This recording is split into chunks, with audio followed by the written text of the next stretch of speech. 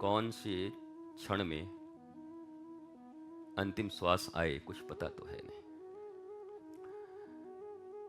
जिसके साथ तुम्हारा मामला चल रहा है, एक दिन तुम्हें भी नहीं रहना, उसको भी नहीं रहना है। जब तुम दोनों ही नहीं रहोगे तो मामला भी नहीं रहेगा। तो क्या मरने के बाद ही खत्म करोगे? और फिर तुम क्या खत्म करोगे? तो खत्म हो ही जाएगा। तुम अगर जिंदा हो तो जीते जी ये सब खत्म कर दो, क्योंकि खत्म होना तो निश्चित है। शरीर गया तो सारे मामले, अच्छा मर मुरा गए और बड़ी भारी तुम पर मर्डर केस लगा हुआ है, तो जज क्या करेगा? मुर्दा पकड़ेगा। मुर्दे को फांसी होगी क्या? कि नहीं नहीं जी उसको पकड़ के लाओ, पहले फांसी फिर से करें, 3 बार उसको मारेंगे। मर ही गए। अच्छा तुमने बहुत बड़ी उपाधि ली है, पदवी, राजाधिराज महाराज फलाने ठिकाने, मरने के बाद रहेगा? कोई लाभ है? तो बुरी से बुरी चीजें और जिसको तुम बहुत बड़ा समझते हो, ये सब तो कुछ मामला रहने वाला है नहीं। क्या ऐसा है जो रहने वाला है? ये पल जो तुम जी रहे हो और इसमें पर परेशान, चिंतित हो, कुछ न कुछ सोच चल रहा है। क्या होगा, कैसे होगा, कैसे जिंदगी चलेगी? 5 साल के बाद इतना, 5 से 8 साल के बाद इतना, 15वें साल में इसको 4 गुना कर देंगे, उसके बाद फिर ऐसे करें, कैसे करें, कुछ समझ नहीं आ रहा। बड़ा तिकड़म है भाई, बड़ी तिकड़म है। मैं ये नहीं कहता कि कर्महीन हो जाओ, सकल पदार्थ यही जग माही, कर्महीन नर पावत नहीं। पर क्या रामकृष्ण परमहंस जैसे कहते कि संसार के क्रियाकर्मों में उतरने के पूर्व, कटहल काटने से पूर्व हाथ में क्या तेल लगा लिया है आपने?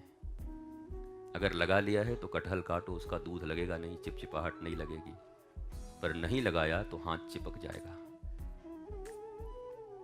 वैसे ही अगर खुद को रिवील कर लिया, सत्य को जान लिया है, आध्यात्म को जान लिया आपने, तो आप दुनिया का फिर कोई भी काम करो, जो करना है करो।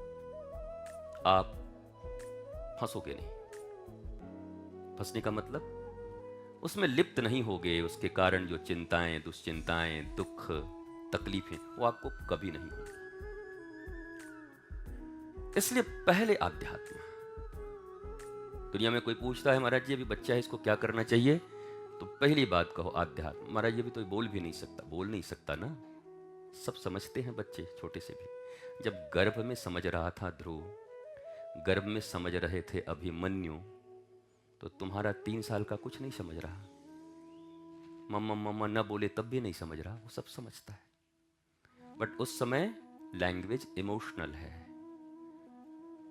माँ की छाती से चिपक के वही सब सीखता रहता है। वो जैसी संवेदनाएं तुम्हारे भीतर में है, वो सब उसके भीतर प्रवाहित होती रहती हैं। वो समझ नहीं सकता क्योंकि ब्रेन डेवलप नहीं होता तब तक समझने वाला, लेकिन संवेदनाओं को ग्रहण करता, ऊर्जा को ग्रहण करता, और जैसा ऊर्जा वो ग्रहण करता है फिर वैसे ही बन जाता है बड़ा। कई लोग सोचते हैं ना बच्चा ही क्या जानेगा, अब इसी के सामने कुछ बच्चा नहीं है भाई। ऊर्जा तो वो भी नेगेटिव और पॉजिटिव सब रिसीव कर रहा है, उसका परिणाम तुमको सब समझ में आएगा बाद में। क्योंकि तुम ऊर्जा के सिद्धांत को नहीं जानते, विज्ञान भी ठीक से नहीं पढ़ा है आपने, इसलिए आप ठगे जाते हो। आइंस्टाइन का थ्योरी भी पढ़ लो ठीक से, अच्छे से, तब भी समझ जाओगे ऊर्जा क्या है, क्या मामला है इसका। पर तुमने पढ़ा नहीं है, जाना नहीं है। और आध्यात्म की विद्या तुम कभी किसी पहुंचे हुए महात्मा से लेना नहीं चाहते। तुमने अपनी ही एक दुनिया बना ली है, और वो दुनिया केवल बाहर में है, अंदर कुछ नहीं है। आध्यात्म का सीधा सीधा मतलब है अंदर जीना। बाहर जितना कुछ घटित हो रहा है, वो कितना दुख और सुख हमें देगा, ये हमारा आंतरिक समझ हमें प्रदान करेगा। बुद्ध के लिए, हनुमान जी के लिए, भक्तों के लिए जीवन में बड़ी से बड़ी घटनाएं हो जाती, उनको फर्क ही नहीं पड़ता, कोई फर्क नहीं पड़ता। ऐसा